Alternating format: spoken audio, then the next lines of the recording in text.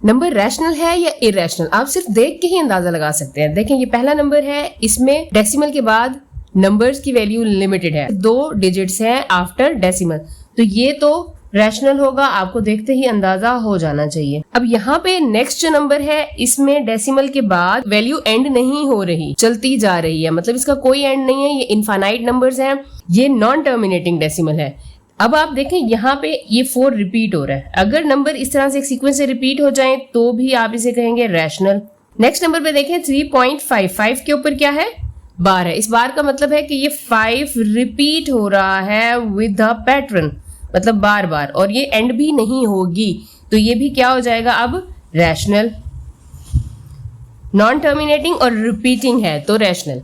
अब ये next value देखें, इसमें पॉइंट के बाद अनलिमिटेड नंबर्स हैं, एंड नहीं हो रहे, बट यहाँ पे कोई भी नंबर किसी स्पेसिफिक पैटर्न से रिपीट नहीं हो रहा, तो ये इरेशनल होगा।